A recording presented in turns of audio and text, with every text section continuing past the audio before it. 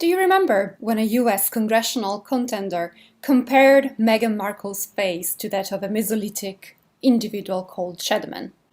In that case, a myth of origin and ancestry, Chedman, was leveraged online to antagonize others. This is a typical example of what I call heritage-based tribalism in big data ecologies.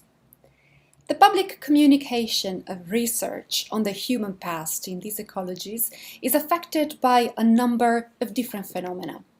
Academies push to claim major social impact, the information deluge, the persistent influence of news media industries next to social networking sites, and a supposed erosion of trust in academic expertise. Our study examined how heritage-based tribalism emerges from these public communications by focusing specifically on the case of Chedman. In 2018, a team of researchers extracted and analyzed nuclear DNA from the temporal bone of Chedman, an individual who died nearly 10,000 years ago and was found in the UK. The findings informed a reconstruction of his face, and this work was announced through a press release stating that Chedman had blue eyes, dark-colored curly hair, and dark to black skin pigmentation, whereas previously many assumed that he had reduced skin pigmentation. The story was rapidly covered by an array of news outlets, experts, and activists through their websites and also their social media accounts. Marta Krzyżanka and I collected over 200,000 tweets containing the term Chedman from the 7th of February to the 28th of March 2018. We applied both data-intensive and qualitative methods to this dataset in order to answer two questions. First, how was the news about Chedman's ancient DNA deployed on Twitter to exclude others? And second, which framings of the news on Twitter were most influential in fueling tribalism?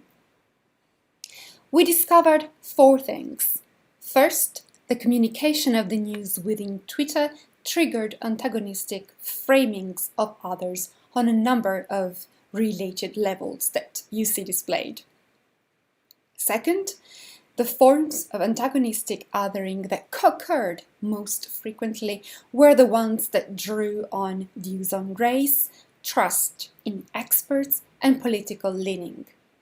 This suggests that racial views are not easily transformed via expert communications, because expert communications are challenged by the same people who exclude others on racial grounds. Third, the framings of the news that were most influential in triggering heritage-based tribalism were introduced by both right and left-leaning newspaper outlets and by activist websites.